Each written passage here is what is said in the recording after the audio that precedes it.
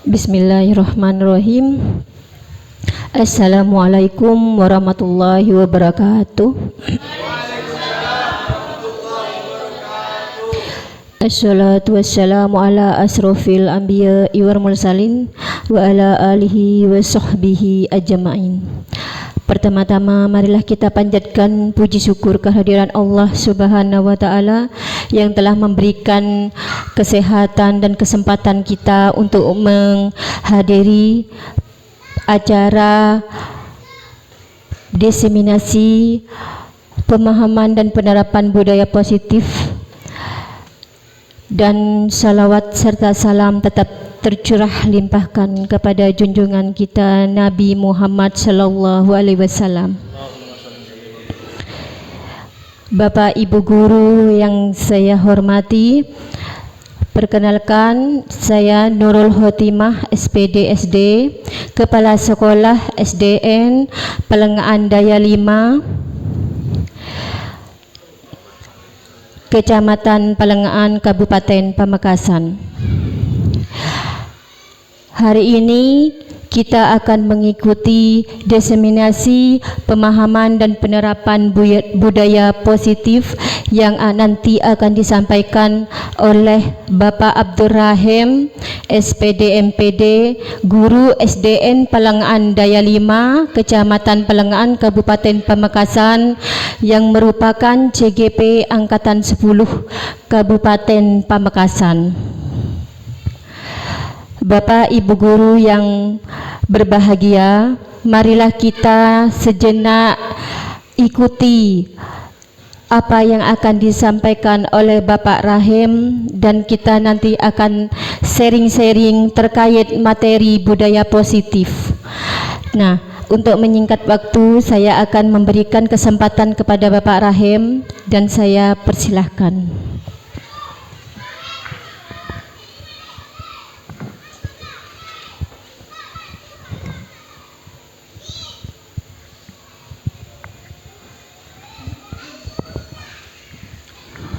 Assalamualaikum warahmatullahi wabarakatuh. Bismillahirrahmanirrahim. Alhamdulillahi rabbil alamin. Wassalatu wassalamu ala asyrafil anbiya wal mursalin, sayyidina wa habibina wa syafi'ina wa maulana Muhammadin wa ala alihi wa sahbihi ajma'in. Pertama-tama marilah kita ucapkan kalimat alhamdulillahi rabbil alamin, yang mana kita semua wajib bersyukur kita bisa bertemu dalam acara diseminasi pemahaman dan penerapan budaya positif di sekolah kita tercinta. Harapan kita semua menjadi ilmu yang barokah dan menjadi nilai ibadah bagi kita semua. Amin amin ya rabbal alamin. Kedua kalinya salawat dan salam semoga tercurah limpahkan keharibaan baginda Nabi besar Muhammad sallallahu alaihi wasallam, yang mana beliau mengangkis kita dari alam jahiliyah menuju alam ilmiah, seperti yang kita rasakan di pagi hari ini. Bapak Ibu sekalian, sebelum diseminasi dimulai, marilah kita buka dengan bacaan basmalah bersama-sama. Bismillahirrahmanirrahim.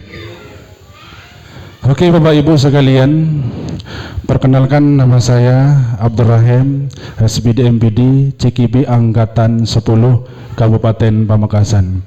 Di pagi hari ini merupakan saya sebagai CKB Angkatan 10 akan diseminasi pemahaman dan penerapan budaya positif di sekolah.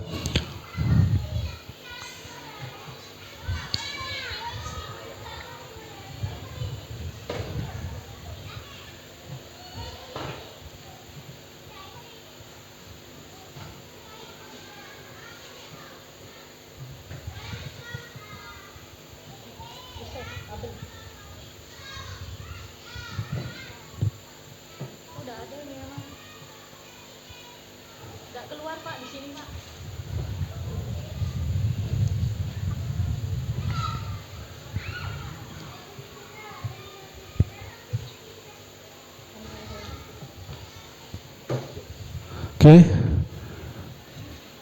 fasilitator saya adalah Vivit Humairo dan juga pengajar praktek Bapak Bambang Asari.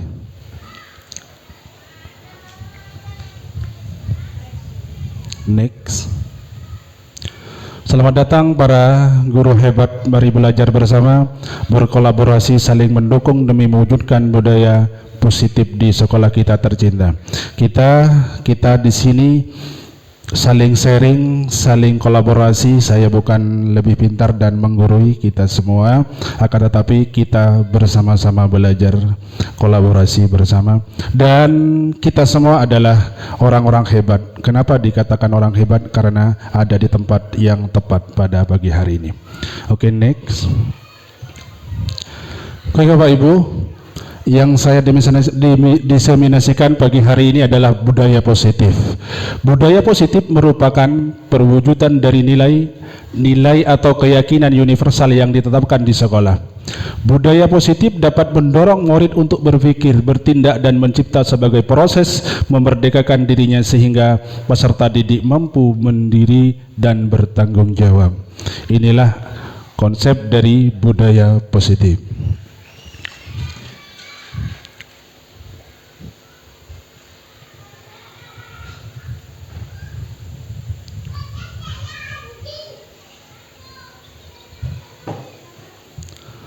Konsep di pagi hari ini, konsep inti.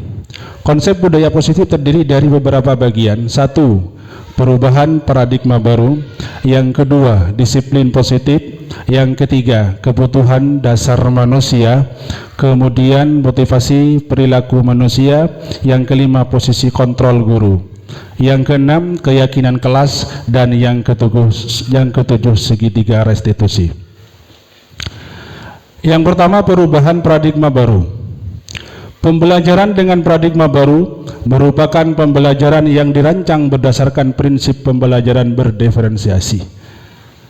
Dengan kata berdiferensiasi di sini ada yang bisa mencoba menjawab apa diferensiasi?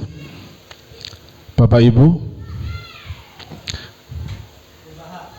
Perubahan. Yang lain?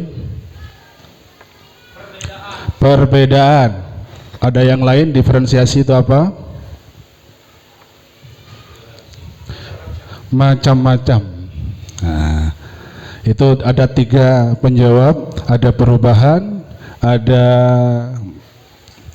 yang Pak siapa tadi? Pak Jarwadi, bermacam-macam seperti itu. Berdiferensiasi ini adalah sebuah pembelajaran yang disesuaikan dengan minat dan bakat murid. Artinya seperti ini. Kelas 3 misalkan ada semacam pembelajaran yang sifatnya seperti tujuannya, misalkan coba kita sebutkan keanekaragaman makhluk hidup, misalkan seperti itu. Jadi diferensiasinya bagaimana caranya? Yaitu ada sesuai dengan kebutuhan muridnya. Artinya yang bacanya agak rendah dikasih poster gambar yang besar dengan bacaan yang besar, kemudian bacaannya tidak terlalu banyak. Kemudian yang bacanya agak menengah, agak di tengah-tengah dikasih seperti artikel seperti itu. Kemudian bacaannya yang tinggi berarti dikasih buku yang semacam buku paket dan semacamnya. Itu nantinya tujuannya sama. Keanekaragaman makhluk hidup tujuannya sama, namun cara diferensiasinya itu beda. Tujuannya sama, namun cara belajarnya itu yang berbeda. Karena apa? Dicocokkan dengan kebutuhan siswa yang ada. Artinya kalau bacanya rendah dikasih buku yang paket yang besar, berarti tidak connect nantinya. Sehingga setiap siswa belajar dengan kebutuhan berdasarkan tahap perkembangan sesuai teori psikologi modern untuk mewujudkan profil belajar Pancasila. Profil Pancasila yaitu ada dimensinya ada 6. 1. Beriman dan bertakwa kepada Tuhan Yang Maha Esa dan berakhlak. Yang kedua, berkebinekaan global. Yang ketiga, gotong royong. Yang keempat, mandiri. Yang kelima, bernalar gratis dan kreatif. Ada yang bisa menyanyi dengan 6 dimensi?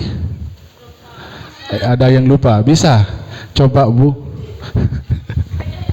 Iya. Biar nanti fresh.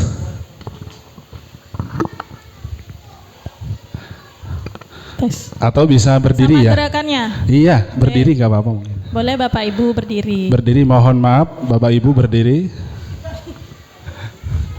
1, 2, 3. 1. Belajar Pancasila, beriman dan bertakwa pada Tuhan yang Esa, dan berakhlak mulia, berkebinekaan Kebinekaan global, gotong royong mandiri, kreatif dan bernalar kritis. Terima kasih, tepuk tangan, luar biasa sekali. Itulah 6 dimensi dari profil pelajar Pancasila. Kalau dinyanyikan seperti itu, ingat ya, mudah diingat seperti itu. Lanjut. Perubahan paradigma. Kegiatan di pagi hari ini adalah yang pertama, ini harus berpasang-pasangan ya. Di sini adalah kegiatan kepalan tangan. Perubahan paradigma. Ada A, ada B. Anda sebagai A misalkan dan teman sebagai B. Kemudian sobeklah secari kertas kecil, tuliskan benda atau sesuatu yang sangat berharga untuk Anda. Misalkan yang dituliskan sesuatu rahasia dan sangat berharga. Cinta pertama misalkan, seperti itu kan, ditulis misalkan. Dan tidak boleh orang lain melihatnya, misalkan seperti itu.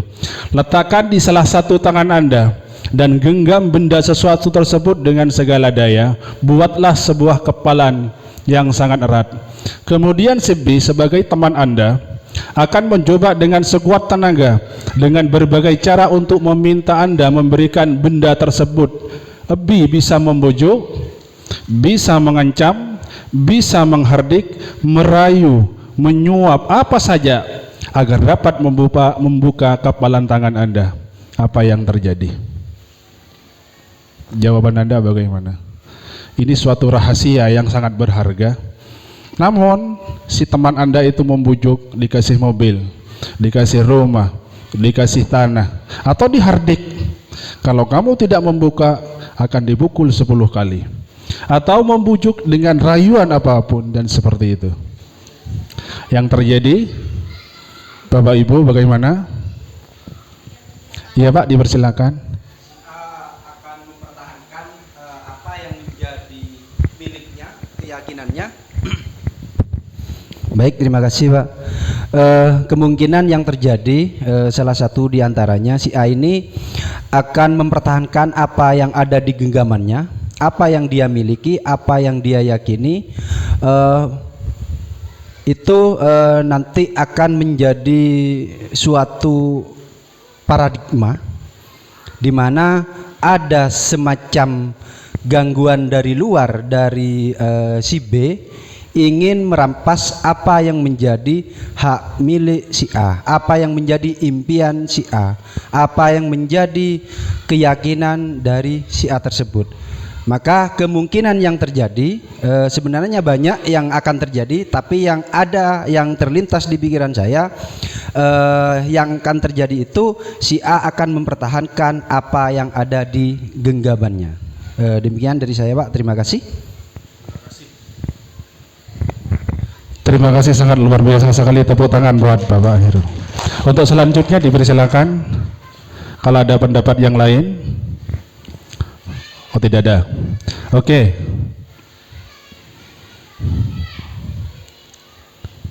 Mari kita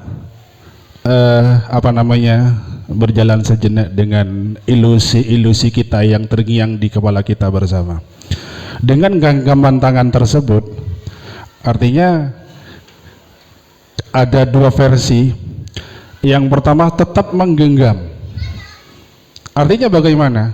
Karena bersikukuh ini adalah rahasia saya, ini sangat berharga bagi hidup saya. Karena masa depan saya ada di genggaman ini misalkan. Walaupun dibujuk bagaimanapun, walaupun bagaimanapun tidak bisa ditukar dengan harta dan bagaimanapun tidak akan bisa untuk mengalihkan dari genggaman tersebut, tetap erat. Kenapa? Karena yang bisa mengontrol adalah diri kita sendiri, bukan orang lain. Coba kita. Atau misalkan ada yang sambian mencoba, ada yang bisa buka. Bisa dibuka Pak, ini karena dikasih mobil, karena ini dikasih rumah tangga yang 2 hektar misalkan, bisa dibuka. Itu bukan dari kehendaknya mereka tersendiri, akan tetapi dengan bujuk, rayuan, paksaan. Akibatnya bagaimana? Nanti di belakang. Karena murid misalkan, kembali kepada murid, kamu sekarang harus mengerjakan soal dari nomor 10 sampai nomor sekian. Kalau tidak dikerjakan, itu kan menghardik. Kamu tidak akan naik kelas. Yang terjadi di sana bagaimana? Karena ada paksaan dan hukuman seperti itu.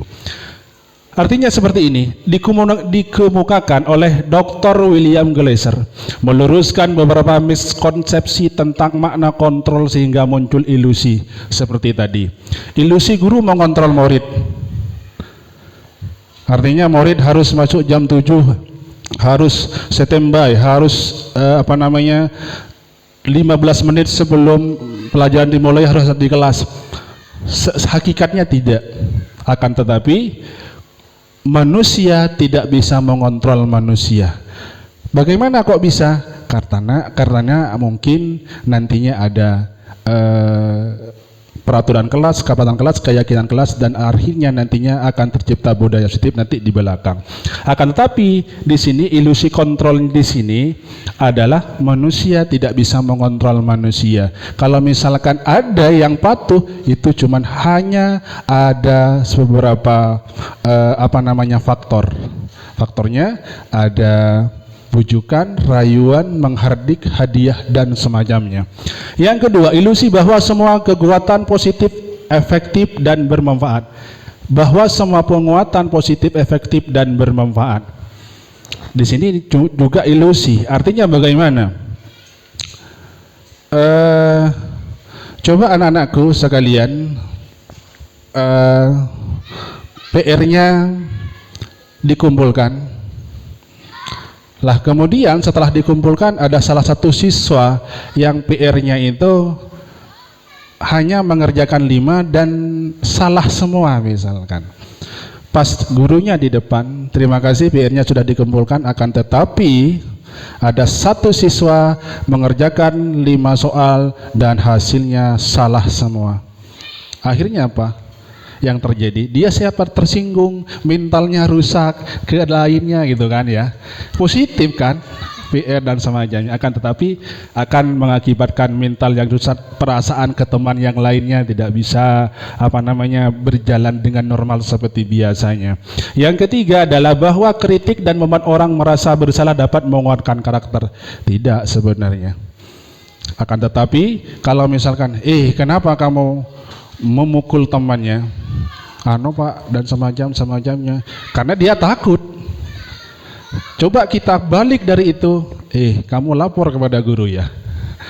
Itu akhirnya akan menjadi pendendam yang kedua artinya itu. Kalau sudah seperti itu. Kemudian termasuk kritik juga lah. Akhirnya, kamu kok seragamnya beda dengan kenapa tidak dicuci kemarin misalkan, kan dikritik, akhirnya akan mentalnya menjadi lemah dan down. Ilusi bahwa orang dewasa memiliki hak untuk memaksa, tidak, karena mungkin dia takut seperti itu. Itulah makna dari teori dari Dr. William Glasser dengan kepalan tangan tadi termasuknya. Paradigma stimulus respon kepada pendekatan teori kontrol. Siapa sesungguhnya yang mempunyai kontrol?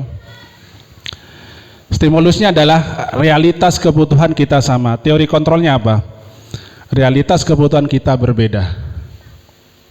Saya mau merah, saya mau biru. Saya mau putih, saya mau merah, mereka mau merah. Akan tetapi dengan paksaan, ya tidak boleh tidak, kita harus samakan kehendak karena peraturan di kelas seperti ini misalkan. Sama orang melihat hal yang sama, akan tetapi teori kontrolnya setiap orang memiliki gambaran berbeda, sudut pandang yang berbeda. Kemudian kita mencoba mengubah orang agar akan berpandangan sama dengan kita. Teori kontrolnya apa? Kita berusaha memahami pandangan orang lain tentang dunia. Kemudian perilaku buruk dilihat sebagai suatu kesalahan, hakikatnya bukan, akan tetapi suatu perilaku memiliki tujuan. Karena orang yang mengerjakan atau melakukan kesalahan ada tujuan dan ada alasan masing-masing. Pasti ada alasan masing-masing di sana. Orang lain bisa mengontrol saya. Sebenarnya teori kontrolnya hanya Anda bisa mengontrol diri sendiri. Seperti itu. Kemudian saya bisa mengontrol orang lain. Anda tidak bisa mengontrol orang lain. Itu teori kontrolnya. Anda tidak bisa mengontrol orang lain. Kemudian pemaksaan ada pada saat bujukan gagal. Artinya teori kontrolnya apa? Kolaborasi dan konsensus menciptakan pilihan-pilihan baru. Seperti itu. Model berpikir menang dan kalah. Akan tetapi teori kontrolnya adalah model berpikir menang dan menang. Seperti itu. Lanjut, ini adalah disiplin positif, teori kontrol dari Dr. William Gleiser. Lah nanti akan dibahas ini semuanya ke belakang. Ini adalah pamfletnya. Tidak ada Anda tidak bisa mengontrol orang lain, hanya Anda bisa mengontrol diri Anda. Ini kumpulan nantinya yang akan dibahas ke belakang, ke disiplin positif. Lanjut. Disiplin positif berasal dari bahasa Latin, yaitu disciplina, yang artinya belajar. Makna asal dari kata ini berkonotasi dengan disiplin dari murid-murid Sokrates dan Plato. Kemudian disiplin diri membuat orang menggali potensi menuju sebuah tujuan, apa yang dia hargai. Namun dalam budaya kita, makna kata disiplin telah berubah menjadi suatu yang dilakukan seorang pada orang lain untuk mendapatkan kepatuhan. Kecenderungan umum adalah menghubungkan kata disiplin dengan ketidaknyamanan, bukan dengan apa yang kita hargai atau pencapaian suatu tujuan mulia. Itu disiplin. Kemudian disiplin positif. Apa sih disiplin positif? Merupakan pembiasaan hal baik. Itu disiplin positif. Kemudian mencakup sikap atau perilaku maupun tutur kata oleh seluruh warga sekolah, terutama bagi murid agar dapat berkembang menjadi pribadi yang kritis, mandiri, dan bertanggung jawab. Sebagai pendidik, tujuan kita adalah menciptakan anak-anak yang memiliki disiplin diri sehingga mereka bisa berperilaku dengan mengacu pada nilai-nilai kebajikan universal dan memiliki motivasi internal bukan eksternal. Nantinya akan dibahas. Artinya di sini disiplin positif membiasakan hal-hal baik mencakup sikap atau perilaku maupun tutur kata oleh seluruh warga sekolah, terutama bagi murid. Contohnya seperti apa ini?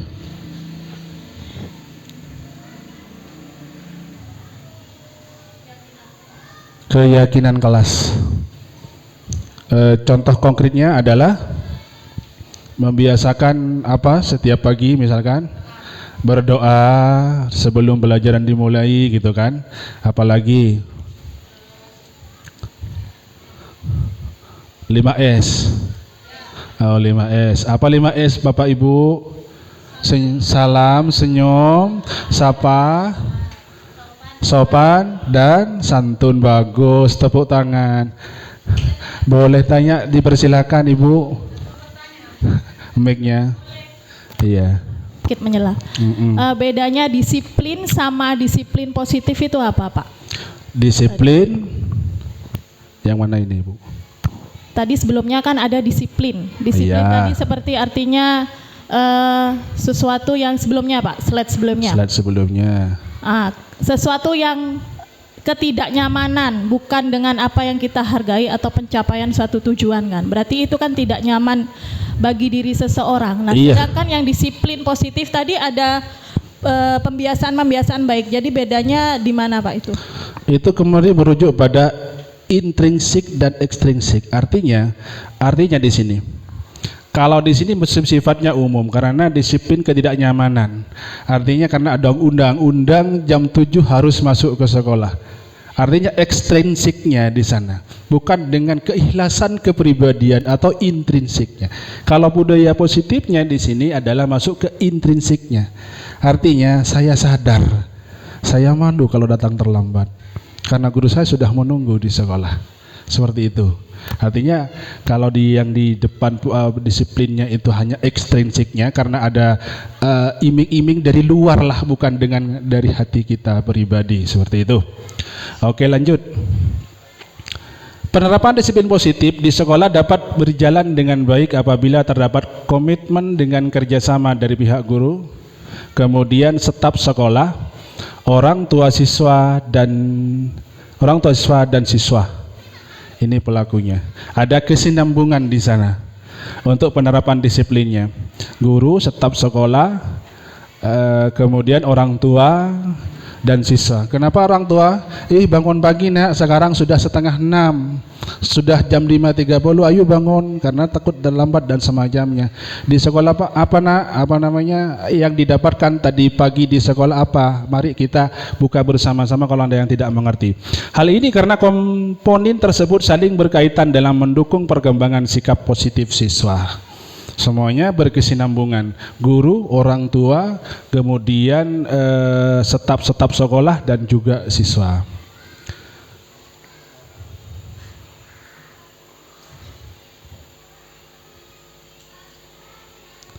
Sebagai contoh paling sederhana, disiplin positif akan membuat anak mengerti sendiri. Ini kan jawabannya ibu. Bahwa dengan rajin bangun pagi ia akan merasa lebih semangat untuk bermain dengan belajar. Kemudian bukan karena ingin mendapatkan pujian atau malah merasa takut dihukum mama orang tuanya ya jika tidak melakukannya. Itu disiplin positifnya. Lanjut Bapak Ibu. Dari dalam dirinya, bukan paksaan dari faktor lain atau eksternal seperti itu. Inilah sebagai contoh paling sederhana ya. Lanjut, merujuk kepada nilai-nilai kebijakan sekarang. Oke, nilai-nilai kebajikan adalah sifat-sifat positif manusia yang merupakan tujuan mulia yang ingin dicapai setiap individu. Kemudian nilai-nilai tersebut bersifat universal dan lintas bahasa, suku, bangsa, agama maupun latar belakang. Salah satu contoh adalah nilai kebajikan profil belajar Pancasila. Beriman dan bertakwa, berkebenekaan global, gotong royong, mandiri, kemudian kreatif dan bernalar kritis. Itulah nilai kebajikan semua. Itu contoh yang sering kita dengarkan setiap hari. Profil pelajar Pancasila ada 6 dimensi tersebut dahulu. Kemudian kebutuhan dasar manusia sudah tergambar ya. Kebutuhan dasar manusia adalah segala sesuatu yang kita lakukan untuk mendapatkan apa yang kita inginkan. Karena manusia normal pasti, kalau yang tidak normal mungkin tidak membutuhkan yang seperti ini. Kemudian seluruh tindakan yang kita lakukan memiliki tujuan tertentu dan semua usaha terbaik yang kita lakukan adalah dalam rangka agar kebutuhan dasar kita terpenuhi dengan baik. Rumah, mobil, motor,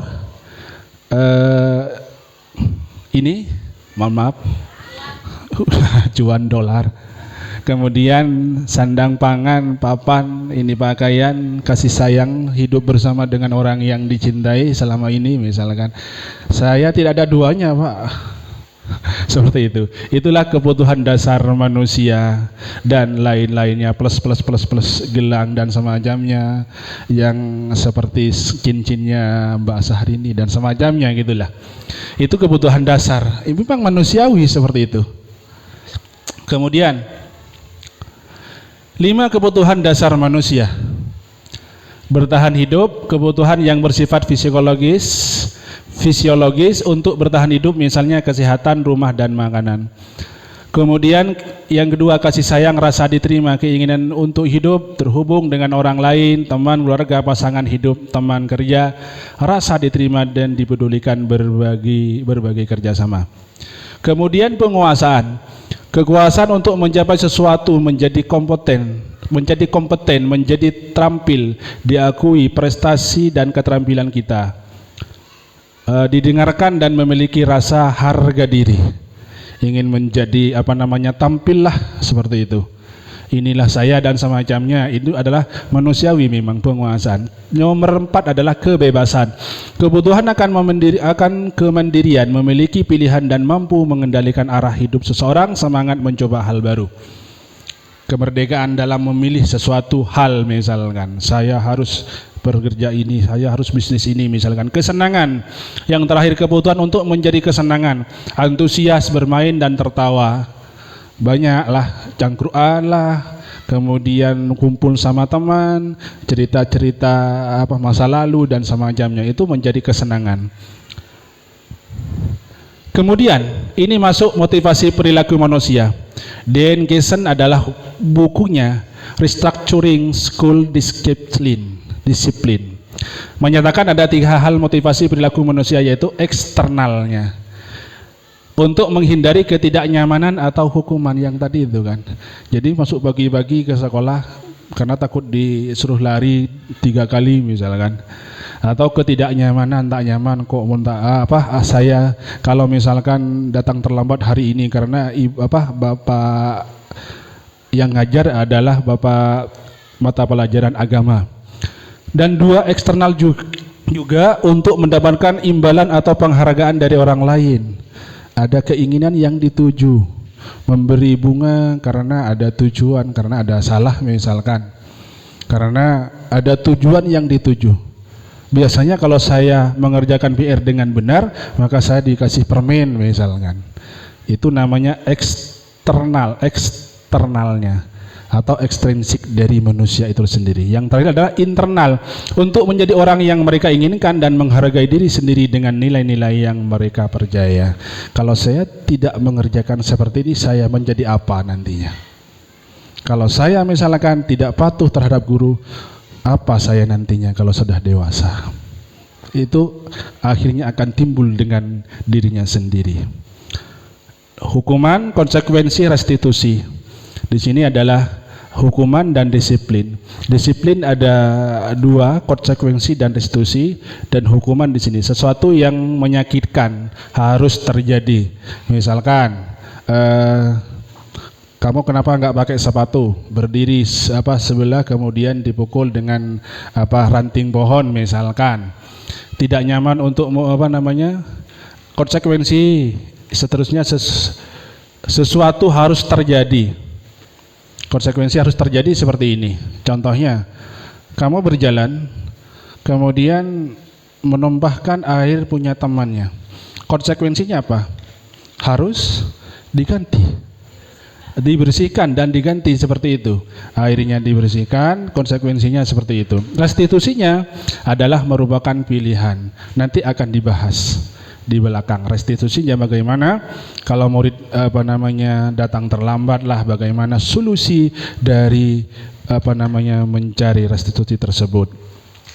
Kemudian hukumannya tidak nyaman atau untuk segala jangka panjang. Artinya murid misalkan digunduli karena sering tidak masuk, digunduli misalkan, itu kan tidak nyaman, jangka panjang. Oh, Arya sepon saya gundul Pak Guru ya kan tertanam di sana. Itu namanya. Konsekuensinya tidak nyaman untuk murid, anak untuk jangka waktu pendek. Kemudian korban bisa abaikan. Kemudian restitusinya korban mendapatkan ganti. Yang di atas menguatkan untuk murid dalam jangka waktu panjang. Di sini nanti ada tim manajer, jadi manajer nanti untuk membuat restitusi seperti itu. Karena nantinya akan diketemukan di 3 restitusi. Kemudian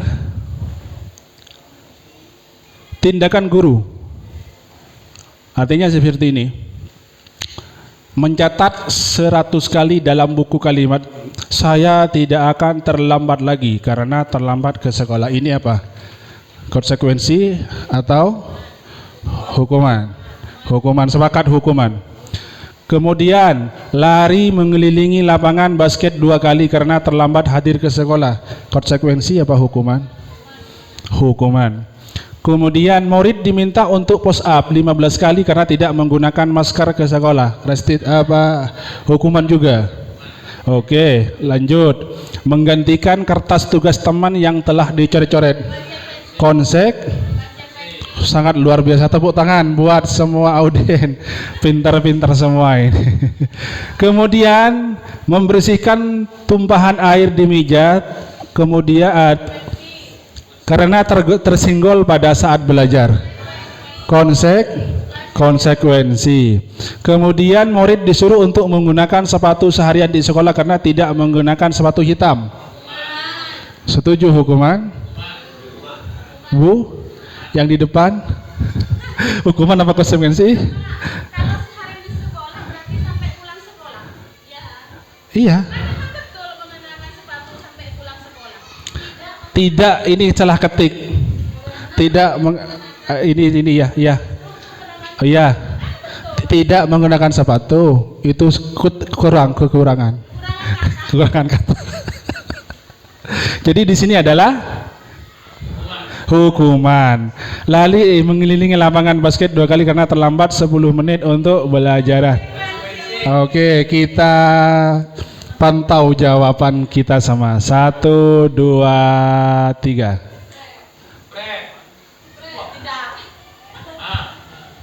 Tuh. Karena oke, betul semua. Yang pertama adalah hukuman dan dicoret-coret konsekuensi, tumpah air di meja konsekuensi, kemudian yang murid disuruh tidak mengenakan sepatu hukuman dan lari mengelilingi lapangan juga konsekuensi. Terima kasih, tepuk tangan semua. Hebat semua ini. Lanjut. Oke. Apakah Anda setuju dengan pernyataan ini? Yang pertama, yang 7, hukuman dapat mendisiplinkan anak.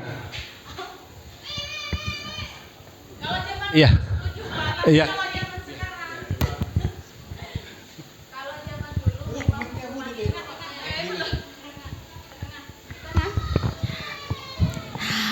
Menurut saya Pak ya, kalau zaman dulu memang disiplin itu untuk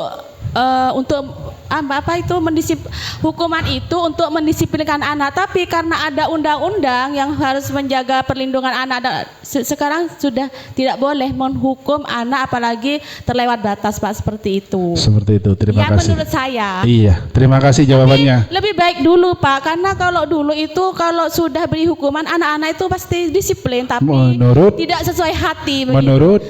Kalau menurut saya itu sesuai. Kalau menurut saya itu lebih baik dulu. Disiplin itu guru memberikan hukuman, anak-anak itu bisa berubah.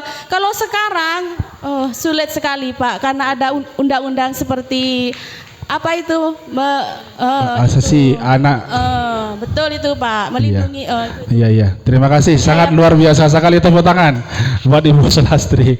Iya, yang lain. Ya, dipersilakan Ibu. Kalau menurut saya, hukuman dapat mendisiplinkan anak.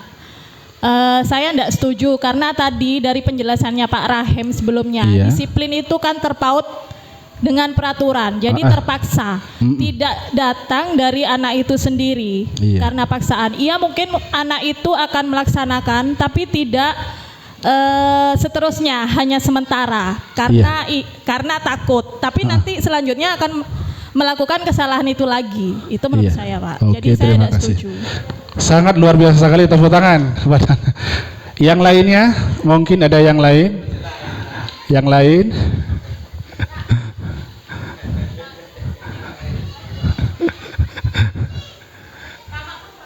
Iya, Bapak Makmun ya.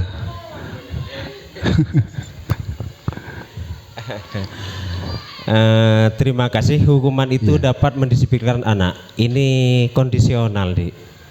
Iya.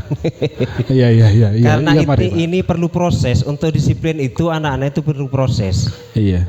Barusan itu kan cuma teori yang dikatakan para hukuman kedisiplinan itu. Artinya anak untuk sadar diri itu perlu proses.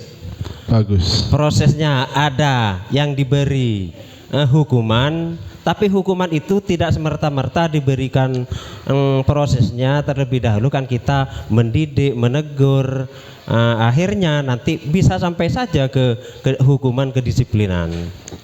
Ya, terima kasih, Dik. Bagus. Karena itu perlu proses. Terima kasih, tepuk tangan. Iya, butuh proses. Yang lain kalau ada. Oke, 3. Yang pertama menurut Ibu Bu Solastri, yaitu lebih cenderung ke setuju. Iya, tapi akan tetapi yaitu waktu dulu katanya. Karena sekarang adalah ada hak asasi anak. Artinya seperti itu. Kemudian yang kedua adalah jawaban yaitu tidak. Namun di sini adalah jangka pendek seperti itu. Yang ketiga adalah jawaban adalah proses seperti itu. Iya, memang di sini hukuman dapat berdisiplinkan anak sebenarnya itu jangka pendek. Dari di sini artinya gini. Memang butuh proses, kata Bapak Makmun tadi, kemudian dikasih hukuman dan kemudian paksaan dan seperti itu. Kamu harus datang jam 7 di sekolah. Kamu harus mengerjakan PR setiap hari 10 soal.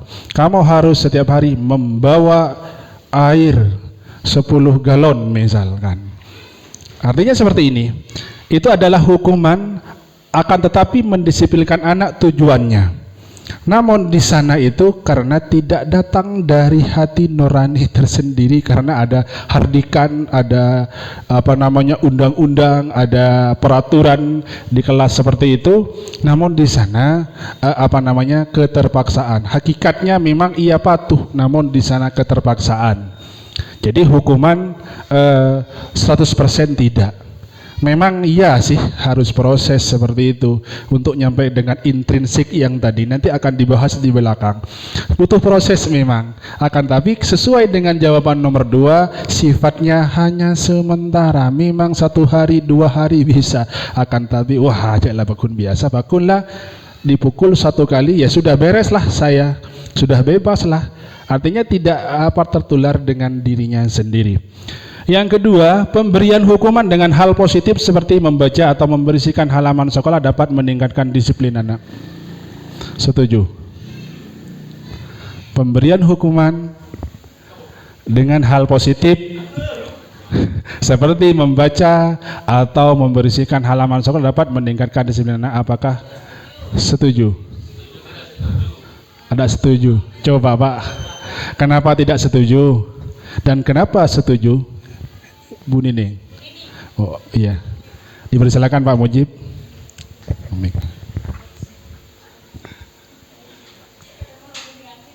Pak Mujib. Saya Pak Mujib. Pak Mujib. Gantian nggak apa-apa. Pak Mujib terlebih dahulu. Terima kasih. Pertama, pernyataan seperti ini hukuman dengan hal positif. Seperti membaca atau membersihkan halaman sekolah.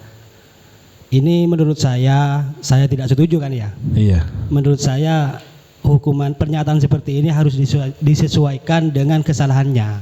Iya. Seperti itu. Masa kalau kesalahannya nyuri mangga, nyuri uang misalnya. Oh, mangga uang. Hukumannya masa seperti ini, seperti pernyataan seperti ini kan tidak mungkin. Mendengarkan di sini. Atau teman-teman Membaca atau memberisikan. atau ada solusinya Oh, selain iya. selain apa ya? Memberisikan atau membaca buku seperti itu kan. Iya. Terima kasih. Terima kasih, sangat luar biasa sekali. Terima kasih Pak Mujib. Tepuk tangan. Yang di depan setuju ya? Iya.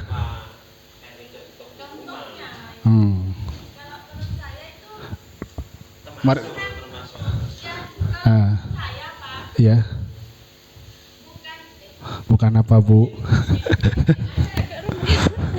Kalau menurut saya Bapak itu kan hanya contoh hukuman hal positif, bukan suatu masalah diberi hukuman membaca atau membersihkan halaman. Itu hanya contoh. Iya. Jadi kalau misalnya itu membaca atau membersihkan halaman, itu saya setuju pemberian hukuman dengan hal positif. Terima kasih. Iya. Iya, terima kasih. Lanjut ke yang pertanyaan jawaban yang kedua. 3. Setuju apa tidak? Menurut saya tidak setuju, Pak. Iya. Karena sifatnya kalau memberikan hukuman terhadap anak tersebut, maka dia tidak akan datang dari kesadaran diri sendiri. Otomatis ketika sudah diberi hukuman, mereka akan berbuat kesalahan kembali. Oh iya, terima kasih, sangat luar biasa sekali. Jadi di sini pemberian hukuman dengan hal yang positif, memang positif lah hukumannya, suruh membaca, kemudian suruh membersihkan halaman. Memang satu kali dia patuh dan mengikuti apa yang diperintahkan. Namun di sana akan tergejolak, akan mengakibatkan benih-benih dendam yang kecil lagi. Oh, kok seperti ini, kemarin kok tidak sama misalkan. Kemudian memang positif lah, iya 1 hari 2 hari, namun jangka pendek yang ini artinya memang bagus, memang artinya hal yang positif yang diperintahkan.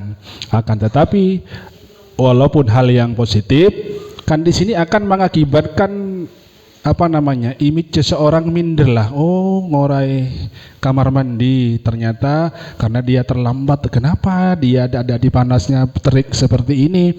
Artinya mereka buat salah ya. Salah apa gerangan misalkan seperti itu. Kemudian kenapa dia suruh baca buku mulai tadi sampai sekarang? Kan jadi bahan-bahan ejekan dari teman-temannya juga. Akhirnya jenuh juga. Walaupun hal positif, akhirnya akan terberontak dengan batinnya tersendiri, seperti itu. Kemudian memberi penghargaan dapat meningkatkan motivasi belajar anak. Setuju apa tidak? Sebentar, Pak. Iya. Di poin kedua. Iya, ada yang tidak ya? Iya. Dipersilakan. Pemberian hukuman dengan hal positif seperti membaca atau membersihkan halaman sekolah dapat meningkatkan disiplin anak. Tadi di antara audien ini berbeda-beda, ada yang setuju, ada pula yang tidak setuju. Kesimpulan Bapak, apa yang akan kita terapkan terhadap anak tersebut? Yang ini adalah tidak setuju, Bapak. Oh, bagus. Tidak setuju. Artinya apa? Akhirnya timbul walaupun hal positif, berarti tetap artinya nantinya kita akan dampak negatif terhadap anak tersebut. Iya.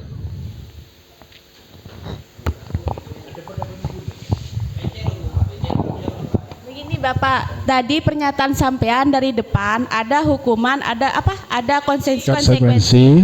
Sedangkan tadi setelah saya meneliti bahwasanya kalau hukuman itu titik beratnya parah ke anak. Tapi kenapa sampean tidak setuju ketika membaca atau membersihkan halaman itu merupakan itu tidak setuju sampean, padahal itu kan konsekuensi menurut saya. Apakah ada pengertian lain dari materi ini?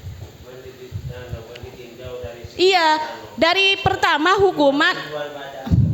Iya, kan di sini Pak sampean menjelaskan ada hukuman, ada konsekuensi. Sedangkan saya lihat kalau konsekuensi itu hukuman tapi sifatnya itu rendah gitu loh Pak ya, maksudnya. Sedangkan saya pernyataan yang tadi membaca atau membersihkan halaman itu kan positif, apalagi bagi diri sendiri dan juga untuk yang lainnya. Mengapa sampai tidak setuju? Itu yang saya tanyakan. Apa bedanya dengan mencatat satu sekali di dalam buku kalimat saya tidak akan terlambat lagi karena terlambat sekolah? Mohon izin, Dek. Oh, ini monggo. Mungkin ini begini, Dek. Iya.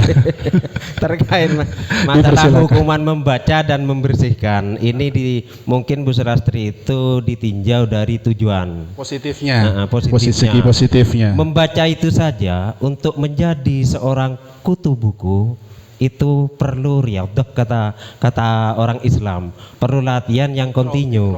Untuk itu untuk menjadi kutu buku itu harus kita membiasakan membaca. Jadi hukuman membaca itu bagus dijadikan hukuman.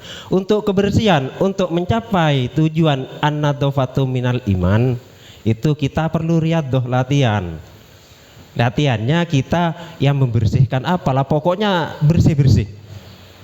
Sedangkan di itu an-nadhafatu minal iman itu kapan iman itu akar tertanam di hati kita? Apabila kita sudah membiasakan diri untuk membersihkan sesuatu kan, baru tertanam an-nadhafatu minal iman. Mungkin itu. Iya, menambahkan dipersilakan, Bu. Mungkin saya nambahkan dari pernyataannya Bu Sulastri sama Pak Makmun. Di sini pemberian hukuman dalam hal positif itu menurut saya lebih condong nanti dikembalikan ke nilai kebajikan, yaitu tanggung jawab. Jadi konsekuensi. Kalau anak tersebut melakukan kesalahan, dikembalikan lagi ke anak tersebut. Jadi kamu harus bagaimana? Jadi itu kan nanti datang dari dalam diri anak, tanggung jawabnya. Ya, itu kalau menurut saya. Ini hanya menambahkan saja. Ya.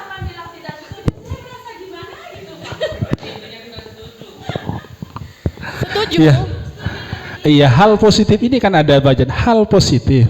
Hal positifnya apa? Membaca memang positif kan? Membersihkan iya. Tapi yang saya tidak setuju karena apa? Ini jangganya bukan jangka panjang, jangka pendek. Artinya bagaimana?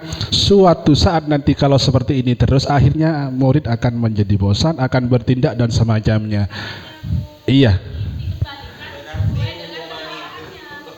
Oh, sama yang tadi itu ya? Iya. Hukuman itu disesuaikan dengan tingkat kesalahannya. Iya. Iya, setuju. Jangka panjangnya, yang namanya hukuman tetap, artinya tidak tidak setuju. Namun ini di sini adalah jangka pendek. Jangka pendek itu bagaimana? Kalau setiap hari misalkan seperti ini terus membersihkan, membaca orang-orang ini terus misalkan, coba kita pikirkan. Iya.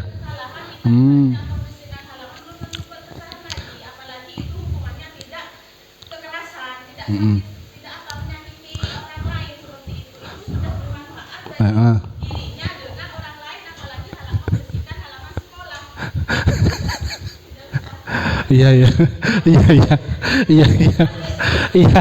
Namun yang jadi digarisbawahi benang merahnya adalah hukuman di sini. Kalau hal positifnya saya memang setuju, dan memang membaca juga membersihkan halaman sekolah, halaman misalkan toilet dan semacamnya memang positif. Namun kalau misalkan terus menerus dihukum seperti itu, artinya akan dampaknya juga akan berpengaruh juga.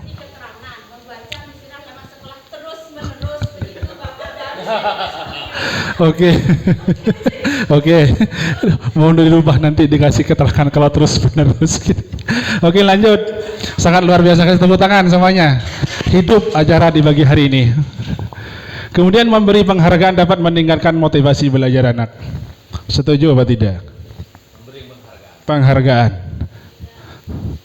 Tidak katanya. Mic lagi, mana mic-nya? Setuju. Iya. Setuju alasannya, Bu? Saya sangat setuju. Iya.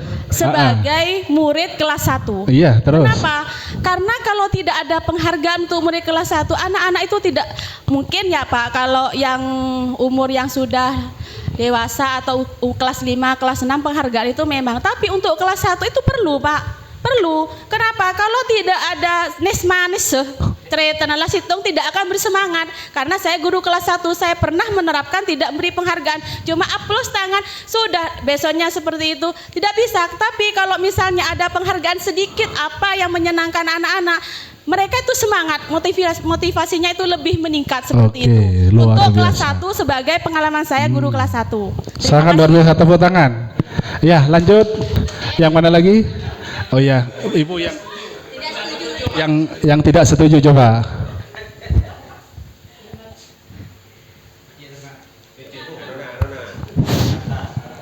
Terima kasih.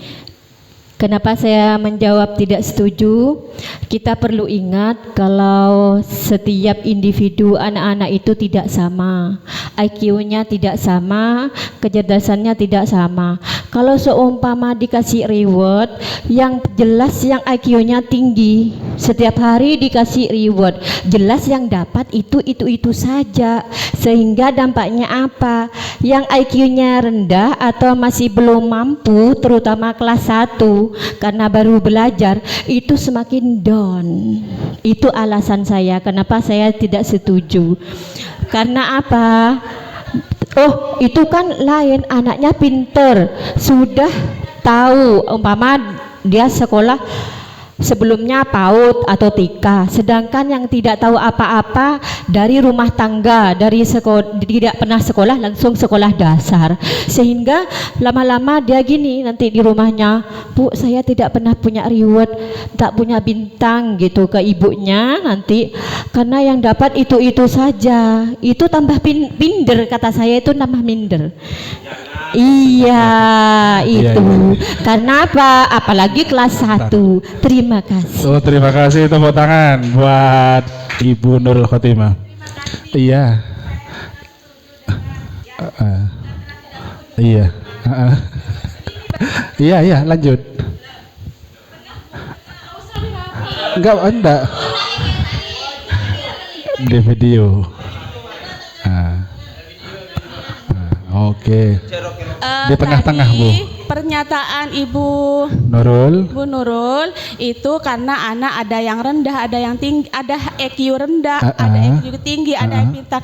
Tapi Bu ya, setiap anak itu memiliki kelebihan dan kekurangan. Jadi sepintar-pintarnya guru, misalnya Pak, kan begini triknya guru itu harus ada. Oh misalnya ini terus yang dapat, tapi murid satunya kan tidak pintar dalam hal ini. Bisa saja nanti rewardnya itu beda, bukan hal pelajaran saja dikasih reward, tapi misalnya yang bukan pembelajaran apa ya di matematika. Iya, bukan matematika, bukan seperti olahraga, seperti itu kan tidak semuanya pintar olahraga. Yang tidak pintar matematika belum tentu pintar olahraga. Yang pintar matematika belum tentu pintar olahraga. Kan seperti itu. Jadi sebagai guru kita harus tahu kelebihan murid dan kekurangan murid dari asesmen awal gitu. Jadi kalau misalnya pemberian penghargaan ini untuk saya kelas 1, soalnya kenapa? Waktu saya jadi guru penggerak, memang di keterangan itu memberi penghargaan itu Pak tidak boleh ke anak-anak. Karena apa? Deki mau lo beri penghargaan pas lo dah nih ke Pak. Tapi saya dikasih masukan oleh Ibu BP saya untuk kelas 1 bedakan ya Bu. Karena apa? Kelas 1 itu teronis manis Pak gitu. Jadi saya masih terngiang-ngiang di telinga saya seperti itu. Betul. Kalau kelas tinggi silahkan tidak memberi penghargaan, tapi untuk kelas 1 itu harus memberi motivasi seperti memberikan apa gitu Pak. Begitu. Terima kasih. Di belakang. Oke. Siap. Bagus, hidup acara pagi hari ini. Tepuk tangan. Dipersilakan Bu Nining. Di tengah-tengah. Oh.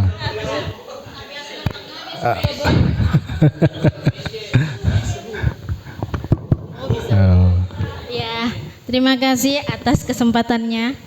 Kalau menurut saya, setuju dan tidak setuju itu hal yang lumrah. Iya. Pro kontra di setiap perbedaan itu hal yang lumrah. Kenapa seperti itu?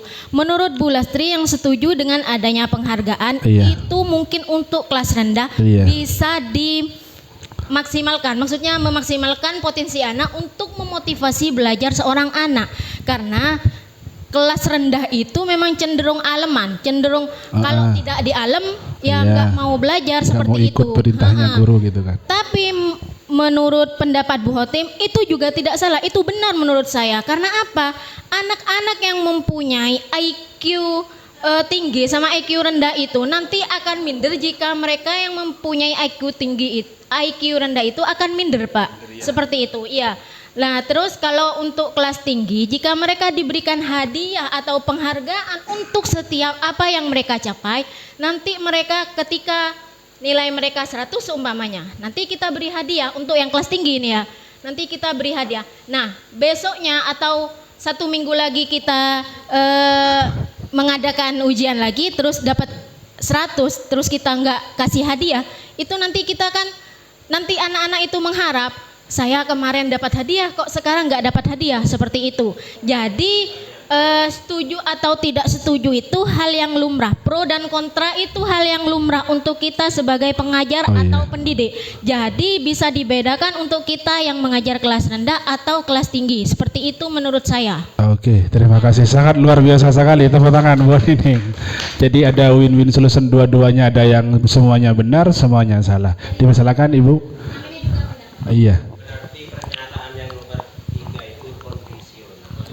Iya, dipersilakan Ibu. Saya kan tadi tidak setuju memberi penghargaan dapat meningkatkan motivasi belajar. Iya. Menurut saya tidak setuju. Alasannya? Saya merujuk ke pernyataannya Bu Sulastri tadi ya. Ya kalau kelas rendah dikasih, wajar ya dikasih penghargaan. Tapi kalau menurut saya tidak setuju. Nanti kalau kelas 2 misalnya Bu, anak tersebut kan motivasinya sekarang kelas 1 karena gurunya Bu Sulastri dikasih anggaplah manis-manis permen lah. hadiah yang nilainya tinggi atau yang pintar. Tapi nanti kalau kelas 2 gurunya bukan Bu Sulastri, nah apakah anak-anak tersebut tetap termotivasi untuk belajar? Jadi kalau menurut saya penghargaan itu hanya sementara motivasinya kepada anak. Oke, terima kasih. Tepuk tangan semuanya, hidup di pagi hari ini. Jadi pernyataan seperti ini memberikan penghargaan dapat meningkatkan motivasi belajar anak. Artinya setiap hari dikasih permen, sampai kapan yang dikasih permen? Sampai kapan dikasih hadiah? Apakah tidak ketergantungan? Iya. Akhirnya memang di paradigma memang seperti itu, pola pikir kita, mindset kita memang ke sana. Artinya seperti itu. Namun di garis bawahi di sini bisa digunakan, namun terkecimpung hanya sementara saja, bukan jangka panjang. Akhirnya efek dominonya di sini akhirnya akan menjadi ketergantungan pada anak. Kenapa di kelas 1 saya dikasih permen, di sini kok nggak ada apa-apanya? Jadi saya mau balik kelas 1 lagi ya. Saya nggak enak diajari ibu ini karena tidak kasih permen. Saya enakan dikasih ibu ini. Seperti itu. Itu yang pertama, ketergantungan. Yang kedua adalah mendonkan mental yang di sampingnya. Baik yang satunya pinter matematika, yang satunya pinter olahraga, satunya IPS. Artinya bagaimana? Artinya tetap yang kemarin yang pinter matematika dihadiahi buku, sedangkan yang sekarang yang pinter main bulu tangkis dihadiahi pulpen. Tetap kembali yang kemarin. Yang mana? Ya, dipersilakan yuk. Intinya ketika kita dikembalikan kepada ada jangka pendek dan jangka panjang, kesemuanya saja setuju, antara setuju dan tidak setuju. Setuju ketika dikembalikan kepada jangka pendeknya, contoh seperti yang telah Ibu Lastri paparkan tadi. Tidak setujunya ketika kita jangka panjangnya, ketika anak-anak sudah diberikan hadiah, maka mereka akan sulit untuk datang pikiran yang timbul dari diri sendiri. Iya. Jadi apa? Iya. Kalau tidak ada imbalan,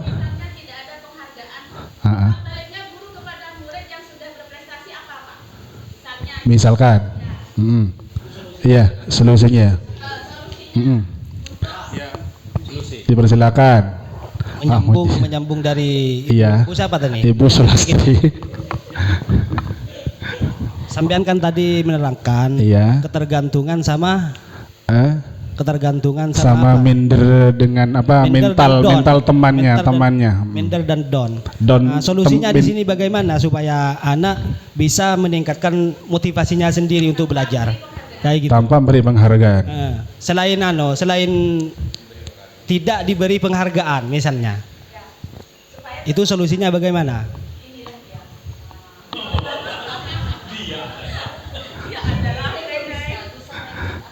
Ini eksternalnya menghindari ketidaknyamanan, kemudian mendapatkan imbalan atau penghargaan orang lain seperti itu kan. Solusinya bagaimana? Untuk menjadi orang yang mereka inginkan, yang dihargai dirinya sendiri atau nilai yang mereka dipercaya. Nantinya ada teori kontrol di belakang dan nantinya akan dibahas. Belum sampai, nanti ada teorinya. Jadi di sini kalau misalkan mangkel tidak bisa, mungkin ini bisa, namun di sini tidak bisa berlangsung lama, hanya sementara saja karena sifatnya, karena ada keinginan eksternalnya saja, tidak berangkat dari keyakinan.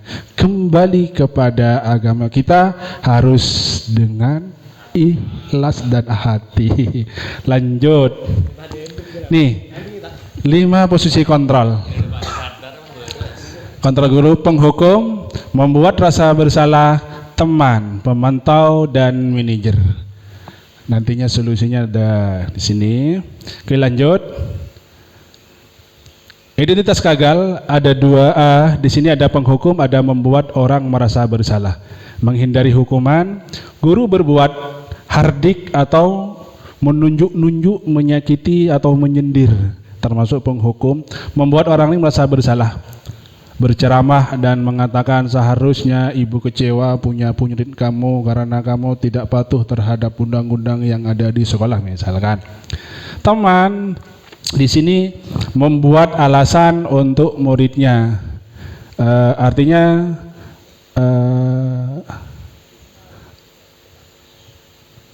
misalkan sambian apa namanya ke muridnya, oh ya, iya, ayo bantu bapak, ayo bantu ibu, masa kamu tidak kasihan sama ibu? Saya malu kepada kepala sekolah kalau kamu sering lambat setiap hari. Karena sambian adalah murid saya di kelas 6 ini. Jadi kalau kamu setiap hari lambat terus, saya malu kepada kepala sekolah. Bagaimana saya nanti? Pemantau atau menghitung dan mengukur. Kamu setiap hari selalu lambat 15 menit seperti itu. Kemudian manajer adalah mengajukan pertanyaan-pertanyaan tentang kesalahan tersebut, nantinya akan diolah di sana. Kemudian guru berkata, penghukum, kalau kamu tidak melakukan, awas ya, rasakan nanti tindakan dari saya misalkan. Jadi untuk membuat orang merasa bersalah, kamu seharusnya sudah tahu ibu telah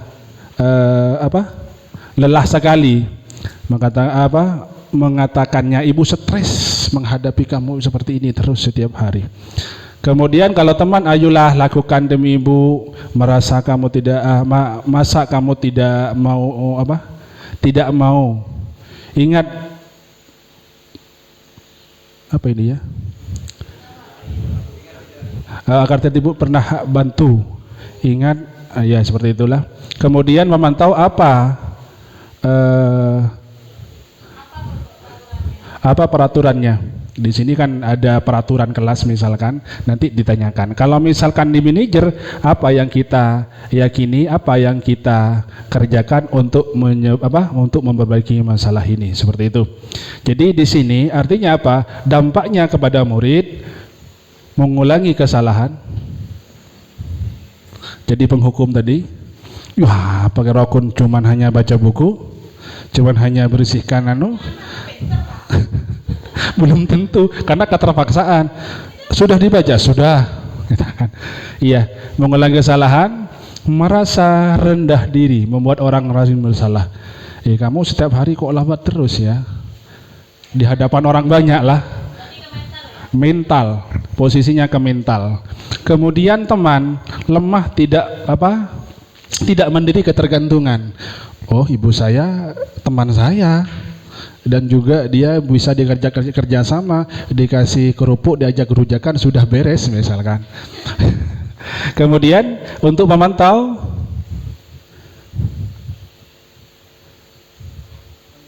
menitik beratkan pada sanksi atau hadiah untuk dirinya, seperti itu. Kemudian mengevaluasi diri, bagaimana cara memperbaiki dirinya, nanti akan ditemukan di sana, di manajer. Kemudian posisi kontrol yang pertama, saya kecewa sekali dengan kamu. Ini masuk apa? Apa penghukum? Apa merasa buat bersalah? Apa teman? Apa pemantau? Apa teman? Apa manajer? Merasa bersalah. Nomor 2, kamu tidak pernah benar melakukannya. Ibu, kok kayak masuk ke penghukum, manajer, merasa bersalah. Kata-kata yang nomor 2, kamu tidak pernah benar melakukannya. Menghukum. Sepakat. Ayolah lakukan demi ibu dan bapak atau ibu. Lakukan ya, bersihkan kelasnya ya. Aku malu kepada kepala sekolah atau kelas lain. Teman. Terus selanjutnya, apakah kamu mau mendapatkan stiker bintang hari ini? Pemantau, atau sama dengan hadiah. Apa kamu pingin permen? Iming-iming lah seperti itu.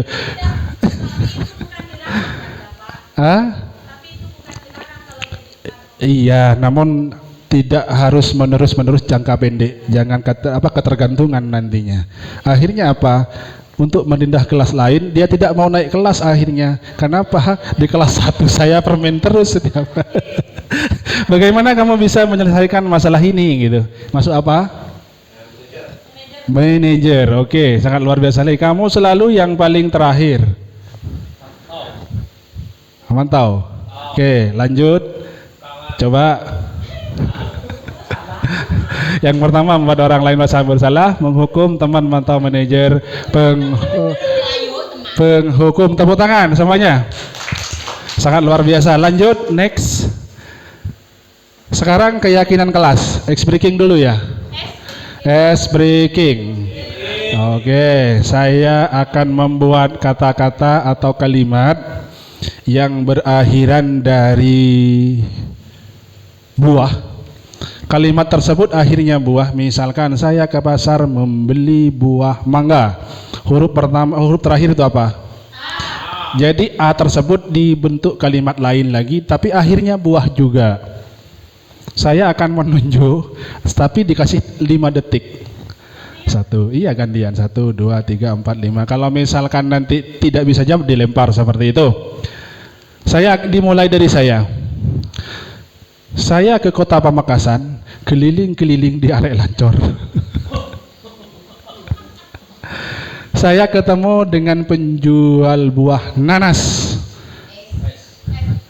Bapak Mujib.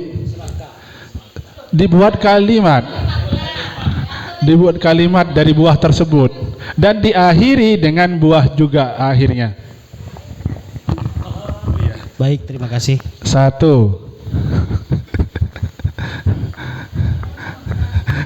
2. Semangka yang tadi saya beli itu rasanya manis seperti Bu siapa ini? Begitu Bu. Akhirnya buah. Akhir kalimat itu buah. Akhirnya buah juga.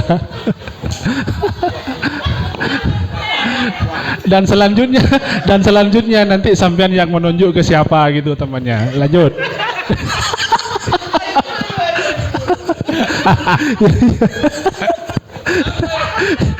Buah Sulastri ya.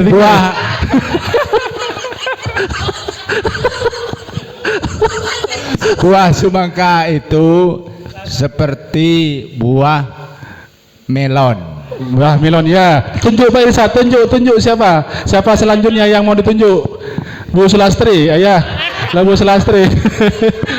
Melon. Terus bumek. Namun saya tidak suka buah melon. And lagi siapa yang mau ditunjuk? Ya. N. Ada selain nanas. Nining Pratiwi suka buah salak. Aka. Siapa yang mau ditunjuk? Aka.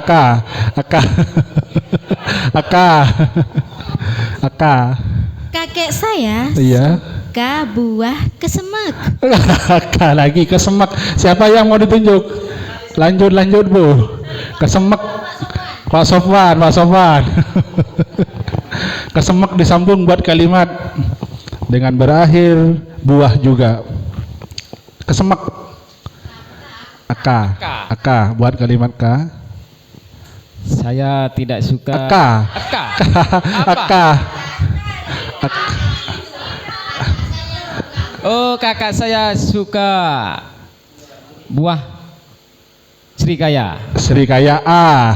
Tunjuk Pak, siapa Pak? Pak Dawil. Ketika saya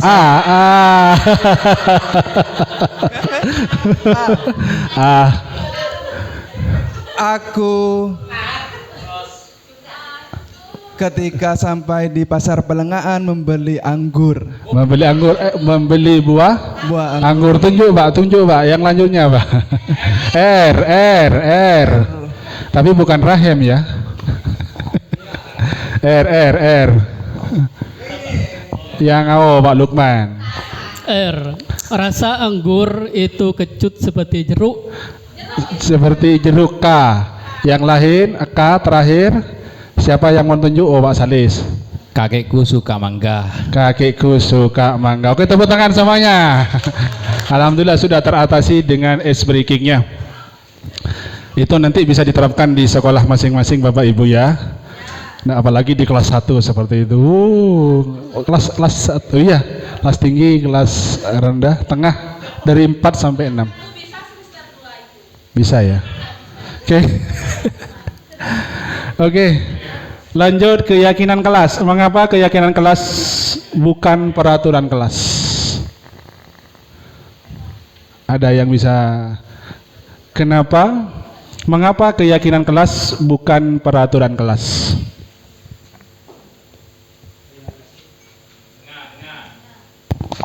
Terima kasih. Menurut saya, mengapa keyakinan kelas, mengapa bukan peraturan kelas? Karena ya, menurut saya kalau keyakinan itu tumbuhnya dari hati, Pak. Dari diri sendiri, dari hati. Kalau ya. peraturan itu terpaut dari sekolah. Peraturan dari sekolah. Iya. Oke. Jadinya terpaksa nanti. Oh iya. Mungkin begitu, Pak. Mungkin begitu. Terima kasih. Tepuk tangan buat Pak Mujib. Sangat luar biasa sekali jawabannya. Yang lain mungkin Ibu Sulastri atau yang lainnya. Mengapa keyakinan kelas dan bukan peraturan kelas? Baik Bapak, saya sangat setuju dengan Bapak Mujib. Keyakinan kelas itu dari suami saya kebetulan namanya Bapak Mujib. Ya, sangat setuju lah. Ya betul. Keyakinan kelas itu dibuat dari hati dan disepakati. Iya. Keyakinan kelas itu ya betul dari hati, kemudian disepakati oleh baik guru dengan siswanya. Itu kalau peraturan kelas identiknya itu guru yang membuat dan harus dipatuhi oleh murid. Oke, terima kasih Ibu Sulastri. Tepuk tangan kedua penjawabnya. Sangat luar biasa sekali. Oke, lanjut. Apakah benar jawabannya? Mengapa tidak peraturan saja? Mengapa harus keyakinan kelas? Mengapa kita memiliki peraturan harus menggunakan helm bila mengendarai kendaraan roda 2? Seperti itu. Artinya yang pertama, mengapa keyakinan kelas mengapa bukan peraturan kelas? Seperti ini Bapak Ibu. keyakinan kelas itu adalah kesepakatan bersama antara murid dan guru. Ayo anak-anak buat keyakinan kelas kita. Ayo, yang pertama apa? Mau diisi apa? Misalkan tidak boleh membawa makanan ke dalam kelas. Setuju? Misalkan setuju. Kemudian tidak boleh makan di dalam kelas. Setuju? Misalnya ibu gurunya atau bapak gurunya setuju, ditulis, ayo tempel di papan atau ditulis di depan seperti itu. Kemudian wajib kita menghormati guru di dalam kelas, jangan berteriak-teriak atau jangan berkata-kata kotor saat dalam kelas. Itu. Kalau misalkan peraturan kelas adalah timbulnya dari salah satu pihak, contohnya dari sekolah, murid harus datang jam 7 kurang 15 menit tanpa ada kesepakatan dua belah pihak, itu peraturan. Artinya sama seperti ini. Mengapa kita memiliki peraturan harus menggunakan helm bila mengendarai kendaraan roda 2? Apakah kita karena ada polisi? Ada keselamatan. Lah, itulah artinya keyakinan kelasnya. Jadi keselamatan itu merupakan keyakinannya. Dan untuk peraturannya wajib menggunakan helm, itu adalah peraturan atau termasuknya kalau dikaitkan dengan yang di depan ini merupakan peraturan kelasnya. Untuk keyakinan kelasnya apa? Selain peraturan, di sini adalah keselamatan diri kita sendiri. Itu berangkatnya dari hati juga. Kalau saya tidak pakai helm walaupun tidak ada polisi sekalipun, tetap harus saya pakai. Karena apa? Itu demi keselamatan saya di perjalanan. Untuk yang kedua, mengapa kita memiliki peraturan 3M? Menggunakan masker, mencuci tangan, dan menjaga jarak 1,5 meter. Karena apakah karena ditindak 100.000 kalau tidak pakai masker waktu corona kemarin? Atau keselamatan demi kesehatan pribadi? Itu adalah keyakinan kelasnya. Apa? Adalah keselamatannya diri sendiri. Sama dengan yang tidak memakai helm demi memakai helm demi keselamatan diri sendiri. Itu adalah keyakinan kelasnya. Untuk memakai helmnya adalah peraturan, karena satu pihak dari peraturan dari undang-undang seperti itu. Sama dengan ini waktu corona, undang-undang harus pakai masker. Kemudian kalau tidak pakai masker didenda 100.000. Kalau di Arab Saudi adalah 1.000 rial. 1.000 rial itu uang di Indonesia adalah 4 juta. Baik di luar kendaraan maupun di dalam mobil harus pakai masker. Kalau keluar dari jam yang ditentukan, karena keluarnya kalau pengalaman saya waktu di Arab Saudi kemarin dari jam 7 sampai jam 11 pagi, jam 11 hampir siang. Kalau keluar dari itu, keluar rumah jam 12, 13, jam 14, maka didenda 4.000 rial, dikalikan 4.000. Seperti itu.